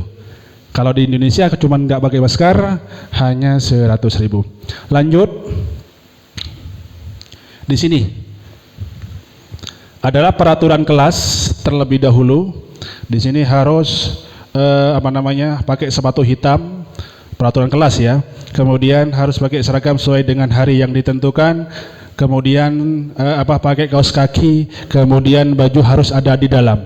Lah di sini setelah peraturan kelas ada masuk ke dalam ketingkatan selanjutnya, adalah keyakinan kelas. Keyakinan kelas bagaimana? Timbul dari peraturan kelas tersebut. Bagaimana setelah ada peraturan, pas kemudian ayo kita membuat kesepakatan atau membuat keyakinan kelas bersama-sama. Dari bangku barat, bangku tengah, bangku timur, silakan saya dikasih kertas, tuliskan masing-masing pendapat kalian, peraturan apa kita sepakati bersama untuk nantinya di sekolah maupun yang ada di dalam kelas. Akhirnya akan terjalinlah setelah kita ada peraturan, ada keyakinan kelas, akan terjadi lingkungan yang positif. Setelah menjadi lingkungan yang positif, maka yang paling atas akan menjadi budaya yang positif di sekolah kita. Lanjut. Pengertian keyakinan kelas salah satu disiplin positif yang bisa kita terapkan dalam membangun budaya positif di sekolah. Keyakinan kelas dipilih karena setiap tindakan atau perilaku yang kita lakukan dalam kelas dapat menentukan terciptanya sebuah lingkungan positif. Perilaku warga kelas tersebut menjadi sebuah kebiasaan yang akhirnya membentuk sebuah budaya positif yang tadi itu. Nah, kemudian tujuan keyakinan kelas adalah menciptakan pembelajaran yang berpusat pada murid. Jadi artinya apa namanya, semua pelajaran berpusat pada murid. Artinya menuntun murid dan kemudian membimbing, dan seperti filosofi Ki Hajar Dewantara, tujuan pendidikan adalah menuntun. Menuntun seperti sebuah petani, kita diibaratkan petani. Guru itu diibaratkan petani, kemudian lahannya adalah sekolah, bibitnya adalah murid kita. Bagaimana tanahnya bagus, kemudian bibitnya bagus, namun apa namanya tidak disiram, akan hasil panen apa tidak? Tidak kan?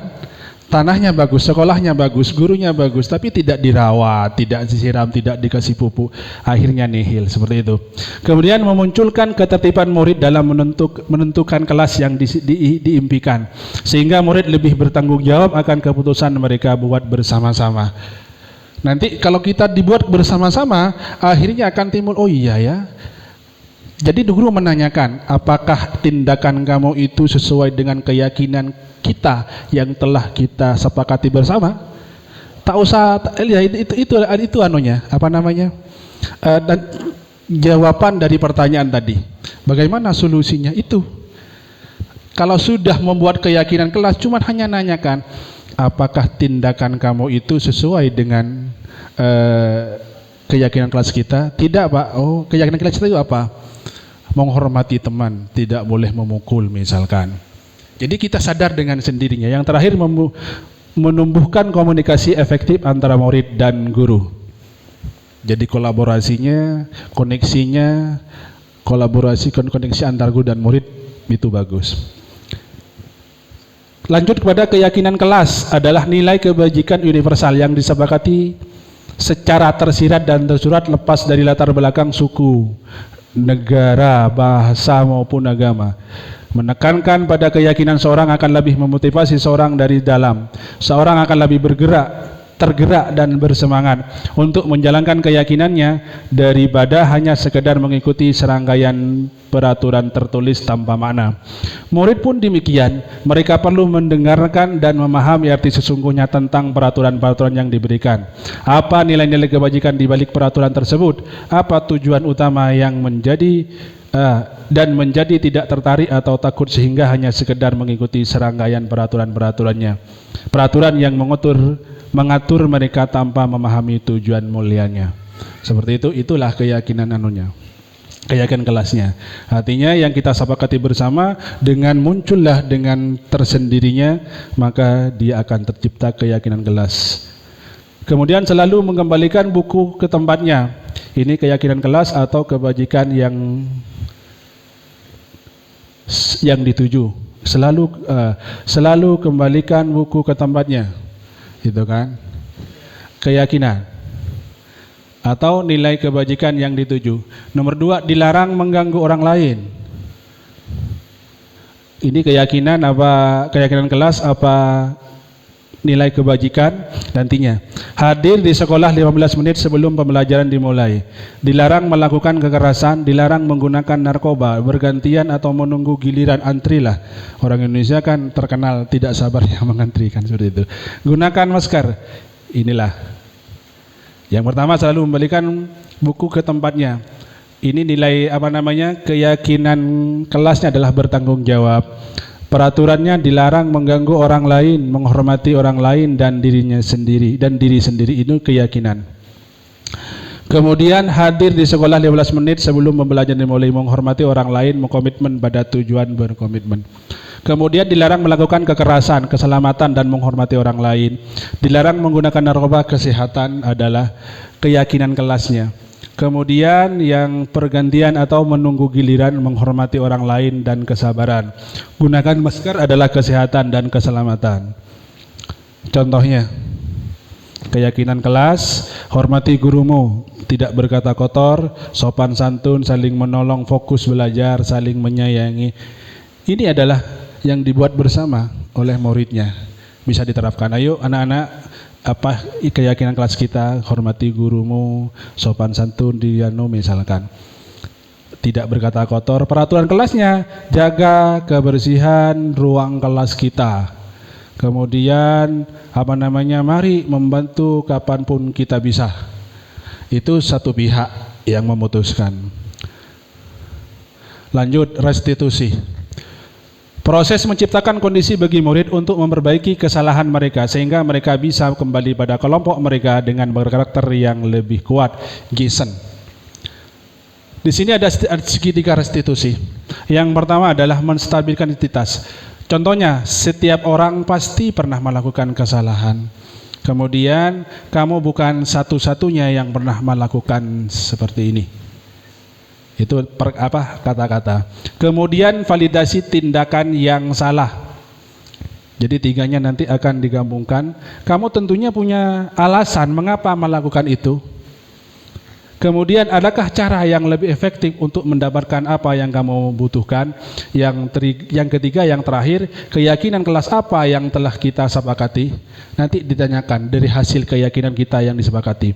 Terus kemudian kamu ingin menjadi orang yang seperti apa? Nantinya satu proses dialog yang dijalankan oleh guru dapat menghasilkan murid yang mandiri dan bertanggung jawab. Nanti hasil dari tiga restitusi tersebut.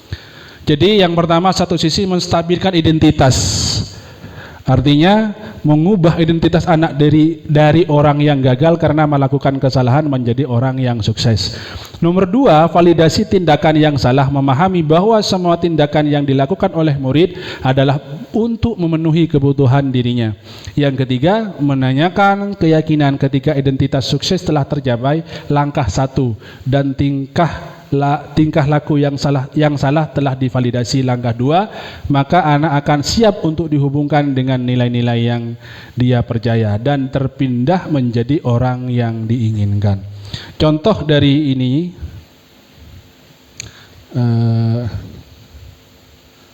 minta bantuan Pak untuk video Pak.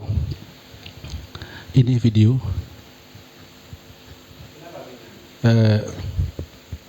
Di mana ya Pak? Oh.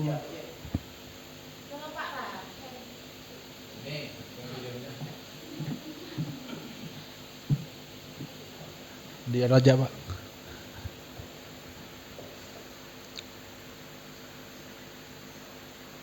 Contoh ini contoh menerapkan saya tiga restitusi.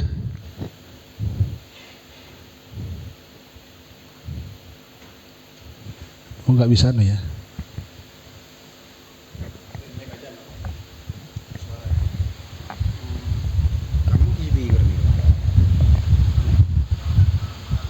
Demi speaker.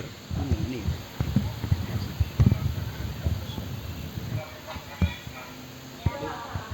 Apa namanya? Pakai bos. Apa namanya? Bluetooth. Iya. Di asli.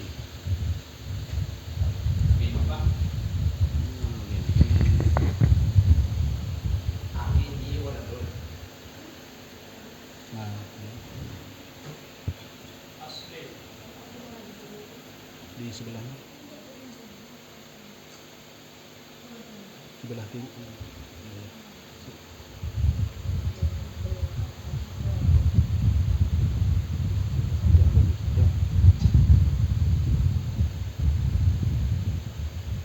Apa asli?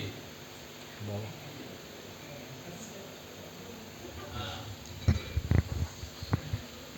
Masuk Pak. Halo.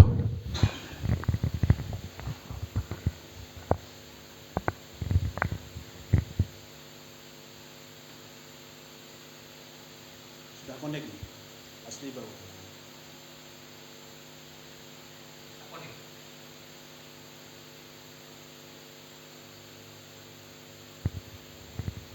Connecting.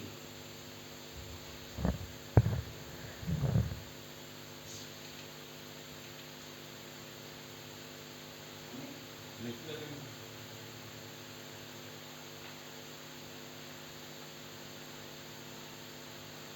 Aku dengar dari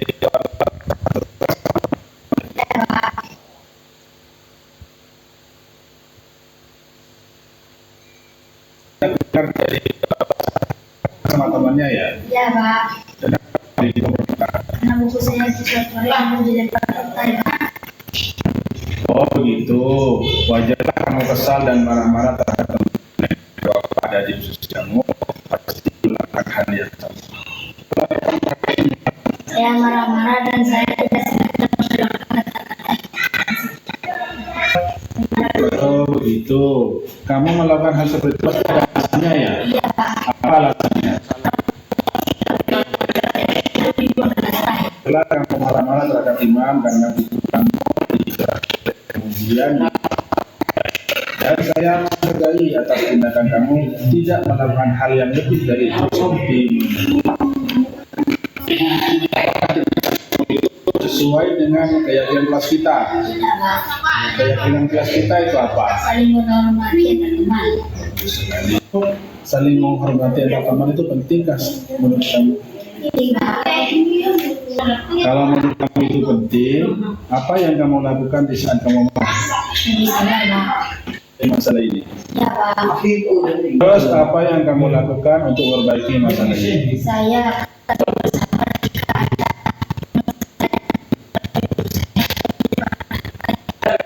akan melaporkan. Semangat ya, silakan.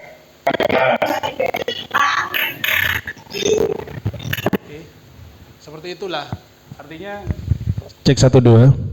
Seperti itu, yang pertama adalah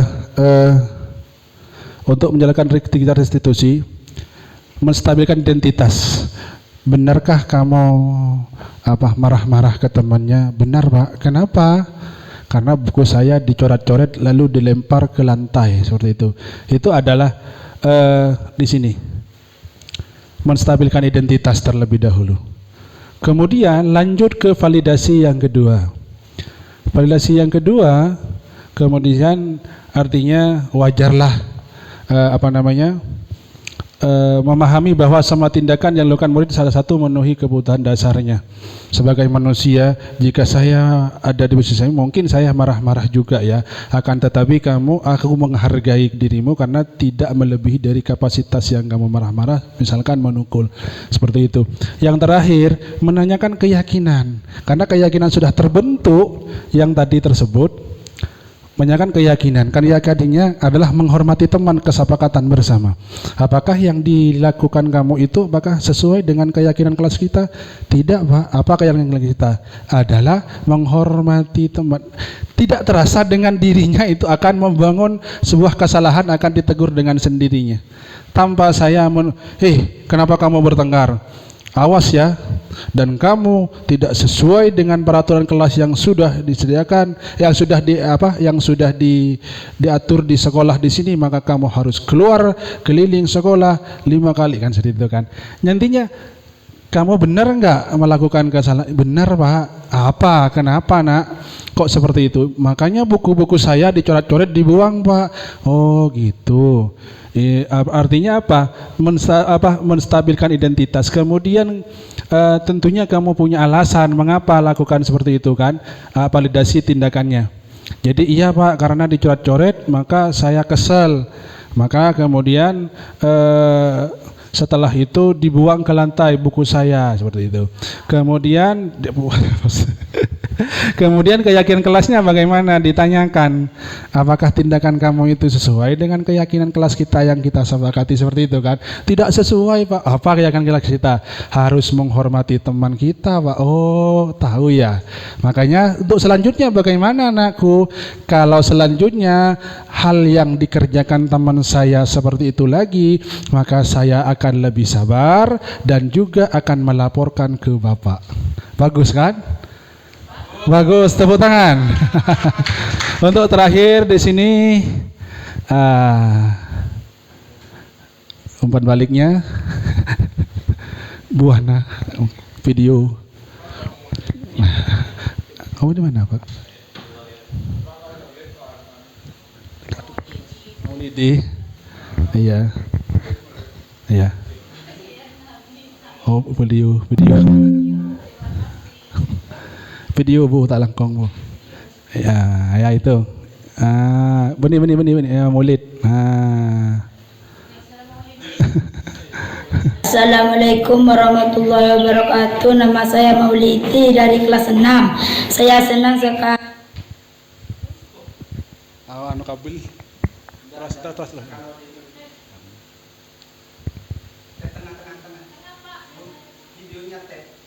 Assalamualaikum warahmatullahi wabarakatuh. Nama saya Maulidi dari kelas 6.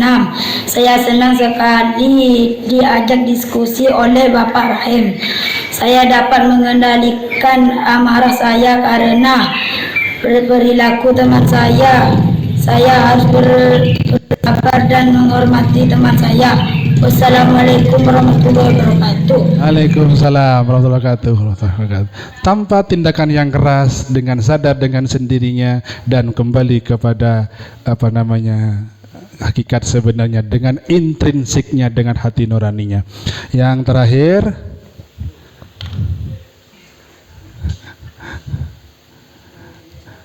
hal baru apa yang mengubah paradigma saya yang saya dapatkan Bapak Ibu sekalian? Oke, terima kasih. Dipersilakan. Tidak ada lagi, Pak. Kan refleksi itu setelah kegiatan akhir. Tapi sebelumnya saya ingin tanya Pak tentang budaya positif. Sampai sudah memaparkan sangat jelas tentang budaya positif. Terima kasih. Jadi saya bertanya Pak, untuk tindak lanjutnya ya. Apa saja langkah-langkah konkret kita yang akan dilakukan sekolah untuk mendorong penerapan budaya positif. Kemudian setelah melakukan langkah-langkah tersebut pastinya ada tantangan kan Pak ya? Iya. Strategi apa yang harus kita lakukan supaya tantangan itu dapat diselesaikan tuh Pak? Masalahnya kan tidak semua guru atau semua orang apalagi kita kan ada keterlibatan orang tua seperti itu Pak ya. Kalau budaya positif berangkat sebelum 15 menit, sedangkan kita lingkungannya kan ada yang ngaji subuh seperti itu. Budaya positifnya kan sebelum sebelum bel berbunyi murid harus sudah ada di sekolah, apalagi piket kelas lah, itu kan ada tantangannya itu Pak. Dua pertanyaan yang saya ingin jawaban dari sampean. Terima kasih. Terima kasih, sangat luar biasa sekali pertanyaannya Bu. Oke, karena waktu sudah gak siang ya. Jam berapa sekarang Bapak Ibu? Oh ya, 2 jam ya. Tidak terasa ya, tidak terasa. Ini Bu, yang pertama adalah dengan peraturan kelas yang pertama. Dengan peraturan kelas artinya kita punya wewenang untuk mengatur murid yang terlebih dahulu. Artinya harus masuk di kelas jam 7 sebelum jam 7 15 menit misalkan, artinya jam 6.45 menit seperti itu misalkan. Ini adalah peraturan kelasnya. Kemudian setelah itu, setelah peraturan kelas kita sudah diatur oleh guru atau pihak sekolah, maka di dalam kelas itu gurunya akan mengajak murid-murid tersebut untuk membangun keyakinan kelas bersama. Setelah itu, seperti yang tadi, menghormati teman, kemudian menghormati guru, kemudian senyum, sapa, santun, dan kemudian dengan jangan bicara, tidak bicara yang kotor. Keyakinan kelas sudah disepakati, maka akan terciptalah lingkungan yang positif.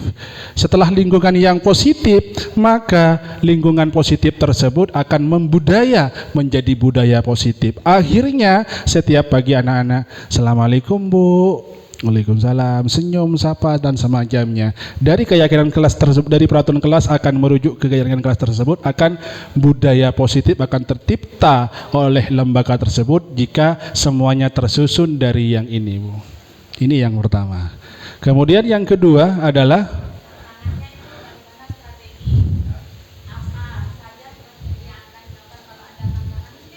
pasti, iya, pasti ada tantangannya.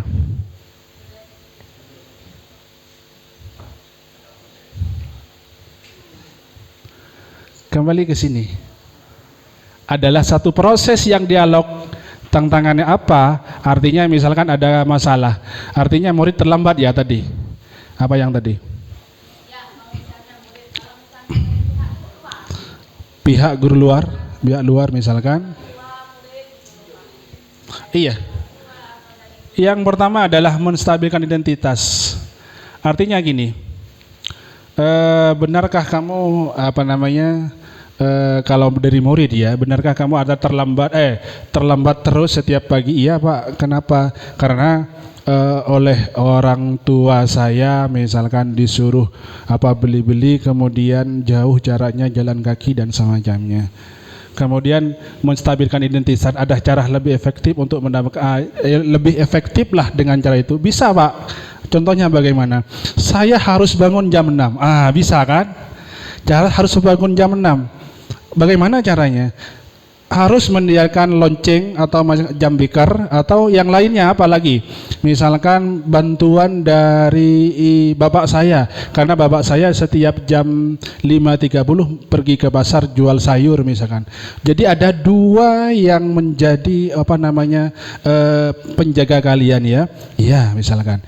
Jadi besok jam 5 sebelum tidur kasih tahu ke bapaknya jam bekernya diletakkan di jam 6.30 misalkan. Jadi itu. Kemudian setelah itu untuk keyakinannya setiap kamu ada alasan melakukan kesalahan, ada alasannya dengan melakukan identitas dengan merubah jam bekernya, kemudian menanyakan apakah kamu setiap hari tidak malu sama temannya, kemudian sesuaikah dengan keyakinan kelas yang disepakati kita, akan kembali ke sana. Artinya tanpa tidak sadar kita semua itu tidak menghardik, tidak menghukum, akan sadar dengan sendirinya tumbuh dengan kesepakatan atau dengan keyakinan kelas kita.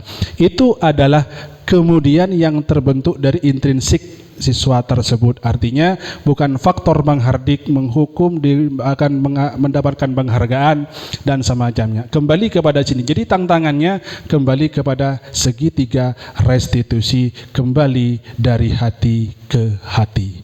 Terima kasih. Kemudian di sini hal baru apa yang mengubah paradigma Anda, sudut pandang, paradigma itu sudut pandang Anda, yang saya dapatkan atau yang kalian dapatkan seperti itu. Jadi banyak perubahan atau paradigma. Oke ya. Kemudian perasaan apa yang muncul selama mengikuti sesi ini khususnya mengenai budaya positif, keyakinan kelas dan segitiga restitusi. Nanti tahu pemecahannya dan cara mengatasi masalah tersebut. Artinya apa? Kita semua kembali kepada kita masing-masing dengan hati kita, intrinsik kita, dan menjadi seorang manajer. Itu adalah manajer apa? Seperti itu. Peran guru seperti apakah yang saya lakukan selama mengikuti diseminasi ini adalah peran sebagai apa? Sambian bagian apa sementara ini? Peran guru seperti apakah yang telah dilakukan selama penghukum? Apalagi?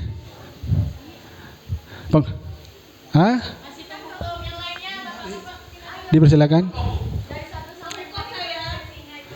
Sambian. Ini mic-nya dipersilakan. Yang jadi pertama, hal baru apa yang mengubah paradigma sekalian semua? Hal baru apa yang mengubah paradigma saya yang saya dapatkan dari diseminasi ini adalah pembelajaran tentang budaya positif, disiplin positif, dan juga tadi 5 posisi kontrol guru ya. Iya. Yang kedua, perasaan apa yang muncul selama mengikuti sesi ini mengenai budaya positif, keyakinan kelas, dan segitiga restitusi. Perasaannya sangat senang karena saya mendapatkan informasi baru tentang posisi kontrol dan budaya positif, juga keyakinan kelas dan segitiga restitusi tadi. Yang ketiga, peran guru seperti apa yang telah saya lakukan selama mengikuti diseminasi ini. Saya masih menjadi penghukum. Penghukum. Ya. Yang keempat, saya akan menjadi among guru yang seperti apa setelah mengikuti diseminasi ini. Saya akan menjadi among guru manajer. Itu tujuannya. Ya. Dan yang lain ada? Yang lain? Sudah? Oke. Terima kasih. Thank you. Terima kasih matur sakalangkong Guru Bergerak Indonesia Maju. Tergerak, bergerak, dan menggerakkan. Tepuk tangan semuanya. Semoga kesempatan diseminasi budaya positif ini kita semua bisa menjalankan sebagai manajer di sekolah kita tercinta. Amin ya rabbal alamin. Akhirnya dari saya, wassalamualaikum warahmatullahi wabarakatuh.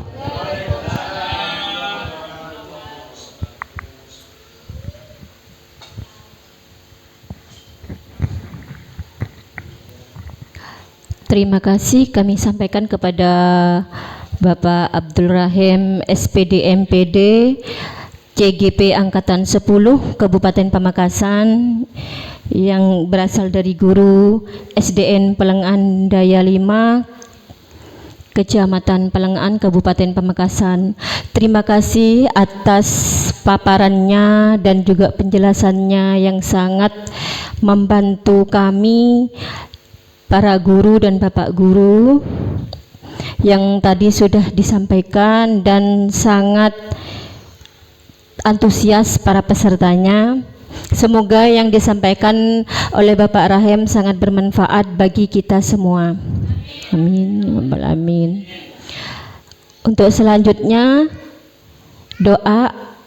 doa ini akan disampaikan oleh Bapak Lukman Hakim. Kepadanya saya persilahkan.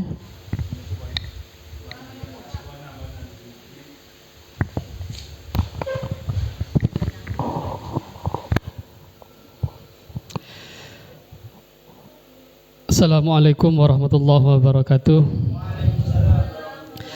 Sebelum kita akhiri acara diseminasi pada siang hari ini, mari kita tutup dengan pembacaan doa seraya memohon kepada Allah agar acara yang telah diselesaikan barusan menjadi amal dan ilmu yang bermanfaat bagi kita semuanya. Ala hadhihi niyyah wa ala kulli niyatin shalihah bi syafaati Rasulillah sallallahu alaihi wasallam. Al-Fatihah. A'udzu billahi minasy syaithanir rajim. Bismillahirrahmanirrahim. Alhamdulillahi rabbil alamin. Ar-Rahmanir Rahim. Maliki yaumiddin. Iyyaka na'budu wa iyyaka nasta'in. Ihdinas siratal mustaqim. Siratal ladzina an'amta 'alaihim ghairil maghdubi 'alaihim waladdallin. Amin. Bismillahirrahmanirrahim. Alhamdulillahi rabbil alamin. Allahumma shalli ala sayyidina Muhammad wa ala ali sayyidina maulana Muhammad. Allahumma ij'alna wa awladana wa talamidana min ahli al-'ilmi وأهل الخير والتقى والهدى والعفاف ولا تجعلنا وإياهم من أهل الدار الشريفة كرحم الراحمين. اللهم ربنا اغفر لنا ذنوبنا ولوالدينا وارحمهما كما ربنا صغارا ولجميع المسلمين والمسلمات الأحياء منهم إنك على كل شيء قدير. ربنا آتنا في الدنيا حسنة وفي الآخرة حسنة وقنا عذاب النار. سبحانك اللهم وبحمدك أشهد أن لا إله إلا أنت أستغفرك وأتوب إليك. وصلى الله على سيدنا محمد والحمد لله رب العالمين. الفاتحة.